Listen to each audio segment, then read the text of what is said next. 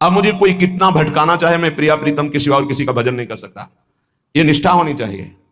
अपने गुरुदेव इष्ट देव में जिसकी निष्ठा नहीं है, कुछ भी कर ले हाथ कुछ नहीं लगता। ये माया है, बड़ी प्रचंड और प्रबल है, एक क्षण में तुम्हारा जितना सुकृत है सब लूट लेती है। गुरु कृपा पात्र हरि प्रियाजू के चरणारविंद की निष्ठा तो माया कोई है ही नहीं। मां माने नहीं या माने जो, जिसकी सत्ता ही नहीं उसका नाम माया है।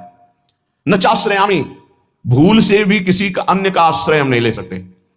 अंदर से देख लीजिए, भूल कर भी प्रियालाल का आश्रय नहीं और सब आश्रय हैं। बैंक बैलेंस का आश्रय, व्यक्ति का आश्रय, पदाधिकारी का आश्रय, शरीर का आश्रय, संबंधियों का आश्रय, नाना प्रकार के आश्रय हैं, लेकिन प्रियालाल का आश्रय नहीं। एक आश्रय दृढ़ हो जाए और सब आश्रय छूट जाए तो अभी भगवत प्राप्ति हो जाए, अभी इसी क्षण प्रियालाल का साक्षात्कार हो जाए। आश्रय में कमी रहती है।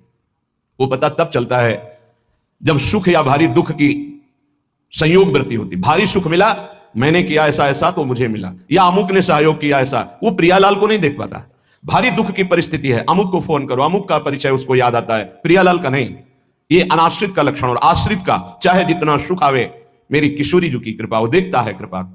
चाहे जितना दुख आवे, वो उसमें भी उनका विधान देखता है। मेरी लाडली जो कोई मंगल विधान कर रही, उसका कहीं किसी और की तरफ अंदर से वृत्ति नहीं जाएगी। न चाश्रयामी, मैं किसी अन्य का आश्रय नहीं ले सकता।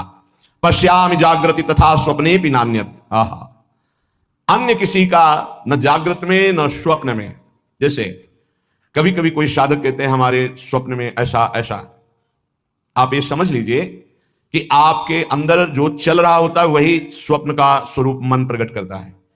यदि आपके अंदर वासनात्मक स्वप्न आ रहे हैं तो आप वासना का चिंतन करते हैं, वासना का ही आश्रय लिए हैं, आप प्रभु का आश्रय नहीं लिए।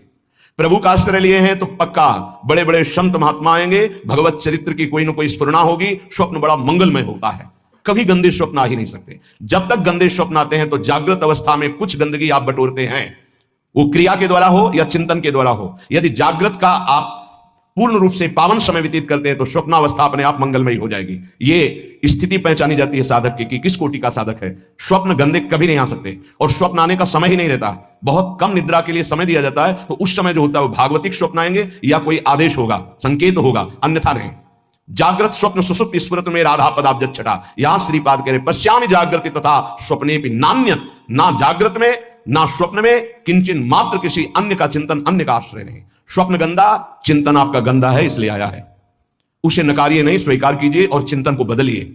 नहीं, जो स्वप्न है वो प्रमाणित करता है आपकी स्थिति क्या है। जैसे संसारिक लोगों के ऐसे ही कल्पनात्मक वृत्तियां वो पकड़ नहीं पाते, वही सब उसको स्वप्न में दिखाई देता है। महाभागवत जनों का स्वप्न अपने आराध्य देव का होता है। श्री राधिका रति विनोद वनम बिना हम, बिना वृंदावन के हमारा कोई अस्तित्व नहीं। धन्य है, श्री वृंदावन के बिना हमारा कोई अस्तित्व नहीं, अन्य कोई आश्रय नहीं। अपना अस्तित्व वृंदावन प्रिया प्रीतम, अपना आश्रय वृंदावन प्रिया प्रीतम।